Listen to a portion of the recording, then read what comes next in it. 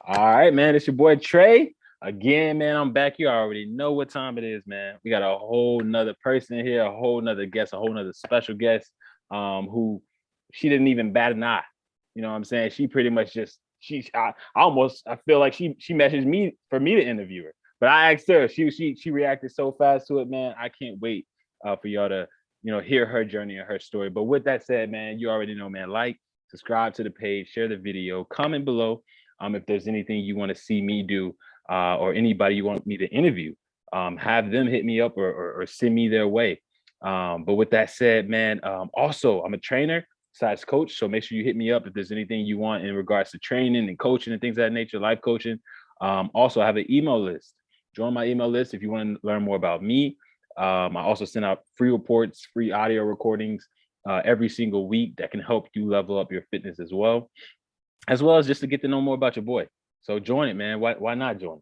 But with that said, man, I want to go ahead and just dive right in with Bree. Bree, how you doing? I am great. I am great, and I'm very excited about this. Hey, and I'm just as excited because you literally, like I said, y'all in the beginning, I added her as soon as I followed you. I think I DM'd you, or I think I probably was looking at your content first. I DM'd you, and then it was not even a second. You just went, yeah, let's go ahead Yeah, and do it. let's do it. I thought you were pranking me because I get a lot of like followers. I thought you were pranking me because I get a lot of followers literally who they'll follow me and it's kind of like spam or some type of scam type of stuff. I thought that was Yeah. you for a second. You know what I'm saying? But I did. I was like, hold on. But then when you sent that audio of what does fitness mean to you, you did that, and you were the first person I did that with. I actually hadn't done that with anyone else. So I mean, hey, shout out to you for that. Like you literally, gave me a first piece of my content or new content. So when you did that, I was like, man, she did this person genuine. But then to follow up just now, you coming in and coming through with the interview, I just want to say thank you. Like truly, truly. Cause I mean, I just have to give her a prop. She really did come in with the swiftness. But with that said, Bree, let's dive right in. Where are you from? Tell the people a little bit about yourself, a little bit about your childhood, where did you grow up, and things of that nature. Yes. So I am an Air Force brat. I was born in San Antonio, Texas. My dad was stationed there in the Air Force at the time. So I was born on Lackland Air Force Base.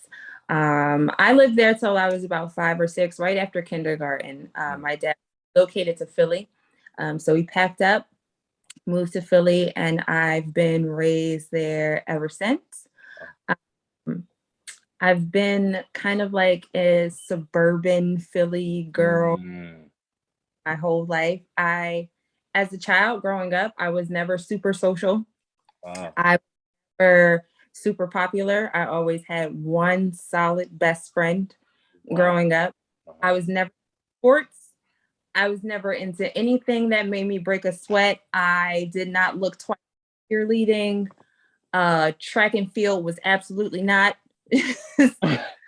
Very into when I was growing up, I was very into more leisurely things, loungy things, creative writing. I was always into books, um, things like that, drawing, painting. I was just very laid back. Anything sports, athletic was not my thing. Wow. Not at all. I really did not get into fitness or it just physically exerting my body Yeah. until adult. Wow.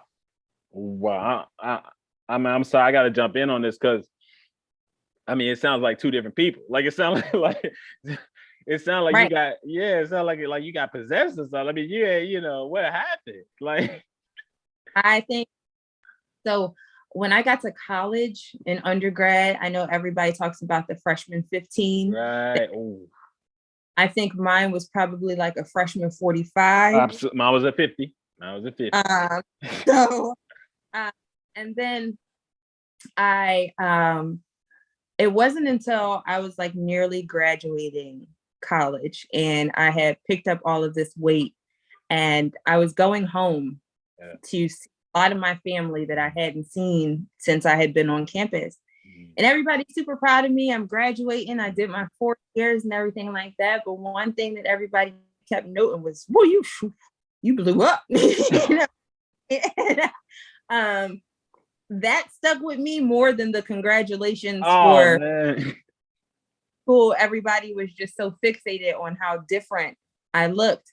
And nobody was trying to make it negative, but that's how I received it. You know what I mean? That up here with me graduating college is also, whew, you gained a lot of weight. Like that's just as notable. You know what I mean? I didn't like that at all. I have always kind of taken pride in like my aesthetic and my health, most importantly. But being in college and being surrounded by people who eat like crap who have horrible sleeping habits, you're just in line with that. So, you know, when everyone around you is doing that, it doesn't matter. But when you come outside of that, and you take a step back and you look at yourself and how you changed and how you just adapted to a crap way of living, you're like, I got to make some changes. So it was kind of then that I started getting into fitness, but it was very, I would say, I would even categorize it as weak. You know what I mean? Like it wasn't, I was just kind of taking walks or doing way less than I could have done. Yeah. But just kind of convincing myself like, well, you did something, Exactly. you know? Yeah. So I was seeing very minor changes in my body and in my health and what I was able to do because I wasn't challenging myself. I was just kind of gliding by. Yeah. I would download apps here and there that would, you know, give you a workout a day to do this core workout in 20 minutes. I do it for 3-4 days and then I'm right back to, you know, same old. Yep. Favorite foods, ordering out. Yep. Absolutely nothing really turned around or changed for me until 2 years ago when I met my fiance. And he's everything, not just fitness, but everything health. Oh, yeah. And he's a very big, like he goes to YouTube University every wow. what you can eat to, you know, improve your health, different movements you can do, different exercises. And so, you know, when you meet somebody that you really like, you want to keep up. Oh yeah. Oh yeah. First stage is you want to be impressive. So you're, you know, you work out 4 times a week. Yep. Oh, I can do that. Exactly. You know what I mean? I can, yeah, like we're I can do what you do. And very quickly he caught on to like how little to actually keep up. But you know, he was very supportive and like kind of jump started my journey into like this is how you can challenge yourself to do more. And I was always just trying to keep up with him because he was very transparent about where he started, which was he wasn't all at that fit himself. And for him, fitness was a way to maintain his sobriety. And so I really admired that. I didn't really connect how fitness could help me with my mental health. Those, you know, depressive moods, those anxious moods, go into food and my favorite TV show that I want to binge. You know, I can physically get that out or physical escape to that. So he really opened me up to that. And I've just kind of been obsessed with it ever since. And so now I'm always trying to like, how can I get better? How can I do more? How can I move faster? How can I lift more? And I still consider myself an amateur. Like I really, really got, you know, hardcore into this just a year ago. Oh, wow. Wow. But why I am so adamant about sharing my journey with other people, because I want them to see that I've only been doing this a year. You know what I mean? Yeah. A lot of others that I follow, they've been doing this for 5, 6, 7 years. You know, they can lift a weight and toss it across the room and have it boomerang back to them and catch it. Like, I'm not there yet. Yeah. And I know that like that doesn't have to be where you're at tomorrow. You know, this is what I'm able to do in just a year. To show people that. I want to show people what I'm able to do next year. And I want to bring people along that journey with me. But I'm very transparent. And even when I post things, I see. Let me know if something is wrong. Yeah. Let me know my form. Mm-hmm. Let me know if, please don't criticize me because I'm new at this. New at this. Yeah.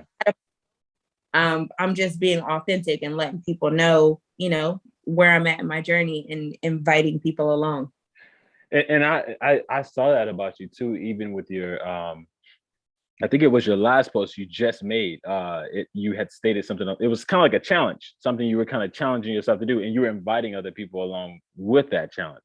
The Right. selfie, and I love that. I saw that right before the interview, and I was just like, wow, this is somebody. Usually, when someone posts something like that, you can tell that they have a sense of, like you said, wanting to learn more, realizing that they're not where they need to be, or they don't know everything, but you're inviting people along to help you along the journey. And that's the exact same vibe that I got from you when I first met you. It was just like, wow, this is a person who I didn't know how long you were on your fitness journey, but you definitely sounded like you were willing to open yourself up and connect and learn and grow with anybody.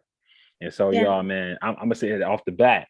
If you're looking for somebody to, join or to, collab with or just talk to in regards to your fitness journey, hey, Brita want to do it because she really gives you that welcoming spirit. You know what I'm saying? And to be where you are now, in regards to your entire fitness journey, it just being a year, you have energy and charisma that, like you said, people that have been doing this for years don't have at all. Right. Like seriously. Now, I did want to dial back a little bit. I want to see if I want to ask this question before or after. You know what? I'll ask it after this question. Are you in school now, or what's your occupation? What are you doing right now, currently? I am out of school. I graduated a couple of years ago, 2015. Is when I was at school. I majored in psychology. Oh wow! Nice. So most of my career has been working in the mental health arena, behavioral health. Wow. I've worked with individuals with intellectual disabilities, with individuals with substance abuse disorders, behavioral health disorders. And right now, I've just recently transitioned to more of a career in outreach. So I actually work for a health center in kind of an underserved area of Philly. Okay. And the health nonprofit, and they offer health and wellness services to families that are uninsured, underinsured, low economic families, trying to make quality service more accessible to families that can't necessarily afford health and wellness care. My job, and I love it, is I'm a director of outreach. So I literally get to go out into the community and convince people to take care of their health, to come in there, to utilize the services that we have. I also get to plan their community programming. So I get to host, bring in trainers. We have Zumba classes. I get to host nutrition classes for the community, cooking classes. Wow. We have, like workforce events where we bring people in to help them get jobs. Yeah. My whole job right now is still in the, health and healthcare, health arena, but now I get to connect with people a little more, which kind of, I guess, speaks to my comfort in even this journey. I was thinking that, yeah. Like, yeah, let's do it, because that's my whole day is I'm just talking to people and giving advice and letting them know the resources that they have, and just like, yo, come with me. Let me show you what you need. Exactly. Wow. Yeah. Yeah, you're in your niche, and that's a huge point. And you actually stated this. I truly believe that if you're gonna do something, whether it's a job, anything, you should do what you love.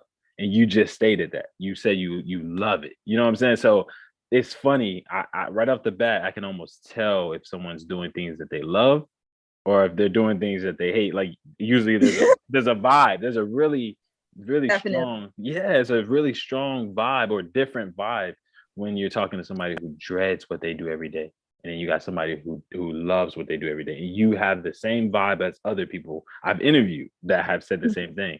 Now, when it comes to the psychology, what made you go into that? Because that is not a major that that's not something you just go into. I feel like if you're gonna major in psychology, which I kind of wish I had majored in, but if you were gonna major in that, that had to be a reason. So like, what was your You know what? I wish I had like a very super studious answer for this question, but I'm gonna be completely real with you. Go ahead. I had no idea what I wanted to major in when I went to college. I was the first person in my family to go to college. Wow, congratulations. Thank you. Congratulations. Absolutely. No insight from parents, aunts, grandparents on what college is like, what majors are hard, what are easy, how to take particular paths, just how to navigate college. Exactly. So really going in, I didn't even really have an independent idea of what I wanted to be or what I enjoyed. I went into college going off of what my family encouraged me to be. My mom would say, you would be an amazing lawyer, because I was so argumentative as a teenager, would have a clear defense as to why I shouldn't have a curfew and blah, blah, blah. Always like, you should major in law. My dad was always like, you should major in medicine. You would be an excellent doctor. I never sat down with myself to think about what I wanted to do. So I went into college starting in medicine, just based off of my family saying you should be a doctor. When I got to my first chemistry class, no. And then realizing that I had to go 4 more levels of that. Interested enough in this profession to do this. Exactly. So I took a semester and just didn't declare a major at all. Wow. And I a bunch of different electives in different fields. And psychology classes were the only ones where I was constantly raising my hand. Like actually engaged in what we were talking about, and like fascinated at, how the brain works, how personality, how trauma can affect, your experience of life. And so I decided to major in it because it was the only coursework that kept me excited. Wow. It kept me intrigued. I didn't feel like it was work per se. I mean, you always dread the essays and the tests. And yeah. Actually being in class and digesting the information was fun to me. I was aimed by it. So I was like, well, let's just keep going with this then. Yeah.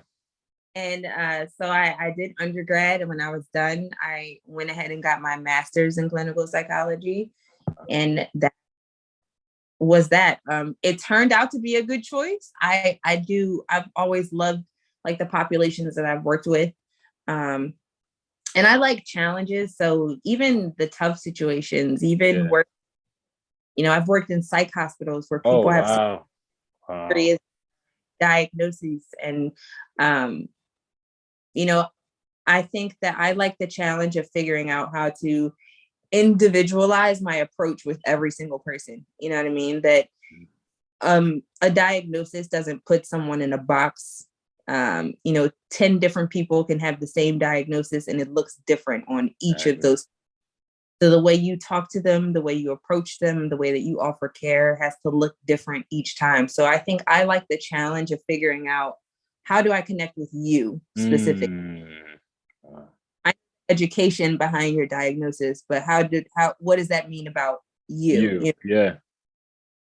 Change your experience, and then how do I use that information to connect with you? So like I like the investigation and the figuring people having to figure out a person. I like having my wheels turn like that. So I wouldn't change the major that I chose. It's gotten rough at times, but it's be good. Exactly, because you love it, and I feel like that passion behind it is what probably catapults you and makes you shine throughout. You know what I'm saying? Yeah. But it's very evident. But that's amazing. That's amazing. So going into, and I guess I'll ask this question too first, going into psychology, mental health, things of that nature that you deal with on the daily, how much of that would you say tie into fitness? How much of mental health would you say I guess and I asked this question a few times when I'm interviewing, but would you would you say that there's a balance when it comes to mental and physical fitness, or would you say that one is more important than the other? Where does that stand in your perspective? It's definitely a balance for me, or I try to make it a balance, because one is not more important than the other for me, but one contributes greatly to the other for me. I have spent so much of my adult life putting the wrong coping tools to certain problems. You know what I mean? Going through, bouts of depression. I'm not thinking about fitness. You know what I mean? I don't even have the physical motivation. I will let that consume me. A lot of times when your mental health is kind of in the gutter, you allow it to control you. You know what I mean? So if you're going through depression, you allow yourself to believe that you don't have the physical ability to get up and get moving. Just go get some fresh air. You know, I have let my mental health be more powerful than me. I've let my mind be more powerful than me. I've let thought be bigger than me. That I'm just now learning that I can, overtake that control. It's challenging, of course, knowing that I can, beat a depressive mood. And it's not all the time. Sometimes I do have moods, or I do have days where I'm like, yeah, fuck it. I just don't have it in me. Me too. But the challenge is trying to have less of those days and trying to increase the days where I am using fitness as a coping tool, instead of reaching for something that's easy. Instead of ordering out pizza and eating tubs of ice cream, or going to get 2 bottles of wine or something like that. Replace those things, because at the end of the day, I always despise myself for doing that later. You know what I mean? And it feels good then. But the next day I'm like, damn. Oh yeah. All that hard work. And you see it. You end up seeing it too. You can pinch it. You can pinch it and tell. Like I let one situation that whole grind. Exactly. Like, and I hate that feeling. So I try to keep it as minimal as humanly possible. So one is definitely not more important than the other for me, because it goes both ways. When my mental health is in the positive, I'm on go with fitness. Get to the gym. You know what I mean? Let's do that extra 15 minutes. Let's add that core finisher at the end. I try to do everything that I can to keep my mental health in the positive. And that's not always fitness. It's journaling. It's just taking a walk with my dog and enjoying it. It's writing out what I'm grateful for every morning. I mean, because keeping those spirits high will in turn contribute to how hard I'm going to go at the end of the day when I'm in the gym. Feeling good. Actually, oh yeah, absolutely. I love that. I love your response and your perspective on that. I must be honest with you. I've never really thought of it that way. Oftentimes I'll say it has to be mental before the physical, but you're right. I honestly would agree with you and change my perspective in that the balance, they both kind of cater to each other. You know what I'm saying? Because when you physically are working out, there could be times where you're not mentally there, but you're physically pressing yourself. It ends up impacting the mental. And then there's just times where the mental is so strong to where you don't, want to move the physical. So I completely agree and love that perspective. I have to kind of go back to this too, because you did mention you and your significant other, and Yeah, he kind of, I guess, catapulted you into your journey. absolutely. Catapult is the yes, that is the word. That's the word. That's the word. No, no. I love that, and I love how you were honest and transparent with that. But I do have a question for you. Yeah. Did you feel like? Did you feel as if you were inadequate? Were there any inadequacies? Meeting somebody to his level of health and fitness, to where you're coming into this relationship, and he's just all, nah, you're not doing. You said Yes. absolutely, absolutely. Okay, yeah, please describe that. Came with you know, my own set of insecurities. And like I said, it was because I was just kind of gliding by with my fitness. I was doing what was easy. So it wasn't even um the me feeling inadequate, like comparing myself to other women who are more fit or who have other bodies.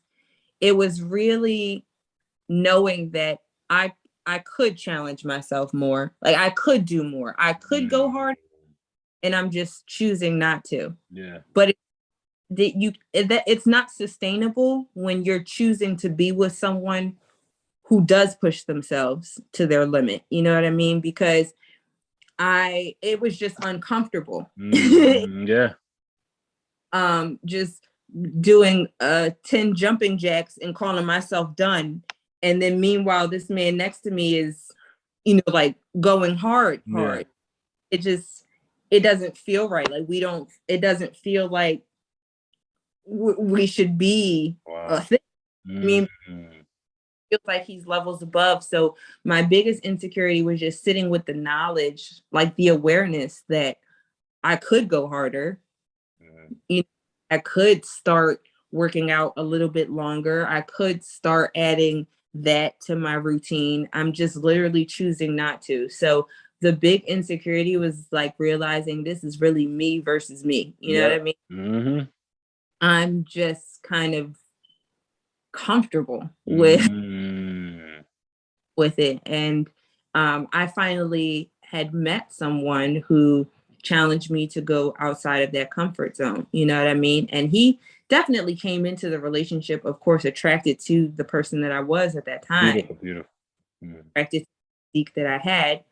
But he was also, entirely supportive of, I love you where you are right now, but if Wow. you're happy Yeah. with right now, our relationship isn't going to be happy. So what will it take for you to be happy with yourself? You know what I mean? Okay, you have an insecurity about lower belly fat. Yeah. Cool. This is what we can do. You Mm. got to up a little bit. You got to push it to your max. Mm-hmm. You harder. But yeah, we could target that. You want a big, Mm-hmm. cool. We don't have to get you surgery. Here's what Right. it's going to be challenging. You have to be patient. It's going to take time. It's going to take consistency. But yeah, if this is what you are looking at to make you happy, Mm. I can help get you there, but you're going to have to accept the challenge. You know what I mean? Like Yeah. at no point did he go light. You know what I mean? He's like, if you want my help in this journey, I'm gonna push you. I'm gonna challenge you. Wow. And he absolutely did, but I'm grateful for it because, like I said, I was just in a place of complacency. I was Yeah. just I'm thinking, as long as I run 20 minutes a day, I'm cool. Yeah. Yeah.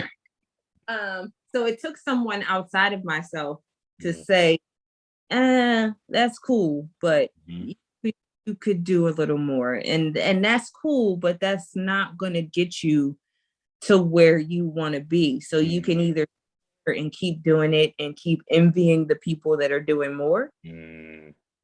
or you can be one of the people doing more. You know what I mean? So he definitely, that was the catapult, is somebody saying like, yeah, you look great. Yeah. Or and that running 20 minutes a day, that's cool. but you're still envying people that are lifting, people that are, going hard in the gym, women that are able to do this and do that. And Yeah. why are you sitting there from a place of envy when you can just start?